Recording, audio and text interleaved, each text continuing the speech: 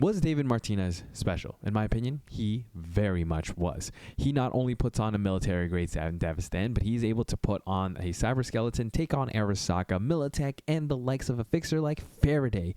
Yes, I understand he does go down at the hands of Adam Smasher, but let's not forget, they do have a drink for him in the afterlife, which indicates the fact that the kid has become a legend. And he went out with a bang. He lived his life as an Edgerunner just the way he wanted to. Look, I already know you guys are going to destroy me in the comment section. Well, at least say your piece, and you are entitled to, of course.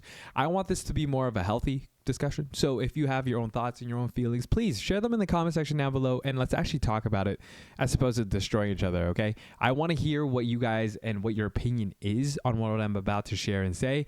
Other than that, I just want to have conversations with people who are enthusiastic about the cyberpunk world. It's something I enjoy, and watching these characters, especially in the anime and of course in the video games, we get to see a whole cast of characters that have their own unique qualities and traits. And in this video, I'm just sharing why I believe David Martinez is special. We're going to start things off by actually talking about his feat on that fateful night of his passing. This guy takes Night City by storm. He fights off Arasaka agents, an entire, division of Militech. There's a MaxTac AV squadron that shows up, and of course there's Faraday. So he takes on pretty much everybody before his final showdown with Adam Smasher. First of all, if you have read the comics and absorbed more cyberpunk content, you'll come to see that there are a crap ton of Edgerunners. The fact that this kid was able to take on two of the biggest corporations and MaxTac, and then fighting Adam Smasher at the very end, is a massive feat. This guy was not trained. He was not someone that had a lot of background on being an Edgerunner, and here he is taking Night City by storm. I do not think some of you guys understand just how hard that is. It took our character V some time before he or she or they were actually able to amass the strength they needed to take on Arasaka. So the fact that this character, this kid, was able to do it says a lot about who he is. Okay, this is a quick edit. I understand some of you guys are probably going to point out that David did get training and there was a time skip. It was nothing in comparison to V because of the three life path choices that we have. Either you're a nomad, which means you have considerable experience living as a nomad. Same can be said about being a corpo, so you have ins and outs about how the corporate life is like within Night City. Lastly, the street kid, which is probably the most comparable to that of David. However, we can interpret that V is a lot older, so there are nuances and things our character V knows that David would not. He was a student living with a single mom and was trained, loosely by Maine. Then there was a time skip. So what I'm trying to compare here is the fact that David did not have X amount of years to amass knowledge and experience before he became the leader of the Edgerunner crew. And if we go further back and earlier into his life, the fact that he put on the Sandevistan with little to no thought process, because there was no one to guide him. It was survival mode from the start. That's what I'm trying to compare here. And hopefully you guys understand the angle I am trying to take. But of course, I'm open to your criticism in the comment section down below. Now, besides his accomplishment on that fateful night, what we have to talk about is him handling the Sandevistan. This is a juiced up military grade version of the one that we can get in the Cyberpunk video game. But here he is rocking it and using it beyond the prescribed dosage of his Ripper Doc.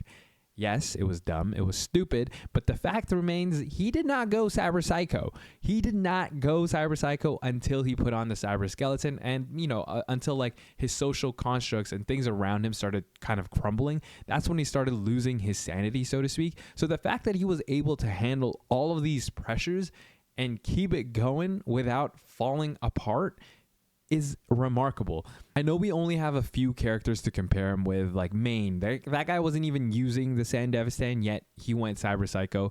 We have an actual, what was the lieutenant? I totally forgot the lieutenant colonel's name in the beginning of the anime, but the one who was using the cyberware in the beginning, that guy was in the military. And you're telling me a guy who was trained in the military, they handle cyberware, albeit they don't handle like military grade cyberware all the time, like as juiced up as the Sandevistan. But the fact that David, who wasn't even in the military, was able to harness such power without going cyber psycho says a lot about his character. And again, furthering my reasoning behind the fact that he was actually truly special. Now, if you, I guess, compound and put everything together that we have seen with regards to David Martinez and his growth throughout the one season that we get, I really hope they make another one.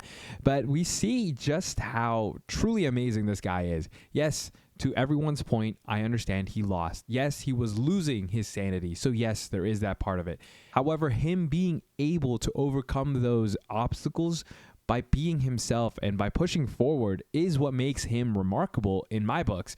And yes, he gets a drink named after him at the afterlife. So why wouldn't he be special? Why isn't, like, if every Gong or every Edge Runner that dies and goes out in a bang, then why name a drink after one kid who does, I guess, one big thing, as opposed to naming a drink for every person who goes out with a bang? So I think there are a few things, in my opinion, that prove that he is indeed special. His life was short-lived, and he pretty much dies for other people's dreams rather than, fulfilling his own. But, if we take it back and look at it from another perspective, how many people do you know do what they want in life and go out in the way they chose? It was sad to see that, yes, David was pretty much living for everyone else's happiness. When he was at the top of the Arasaka Tower, the fact that he was saying, Mom, look, we made it, that was sad and tragic. Of course, we have him telling Falco that, hey, I need you to leave because I want my girl to make it to the moon.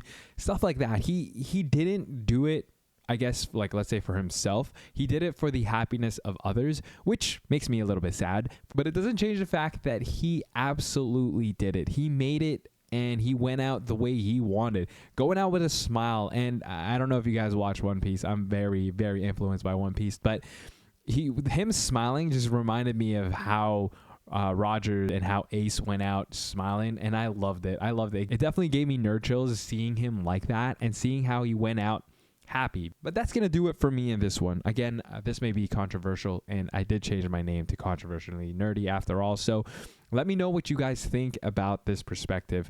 Share some thoughts and your opinions with regards to, I don't know, whatever happened in the anime. I've also recently gotten the Cyberpunk Edgerunners handbook that was released as an expansion to the Cyberpunk 2020 TTRPG. So there are a little bit more things that, I'll probably delve into when it comes to Cyberpunk. So if there are things you guys want to share and there's things that you want to hash out in the comment section, please let me know and let's get talking. I know it's been a hot minute since we've talked about some Cyberpunk, and I'm excited to be back and doing some now. Make sure to smash that like and sub button for more Cyberpunk content. I'll see you, Edge Runners, in the next one. Bye.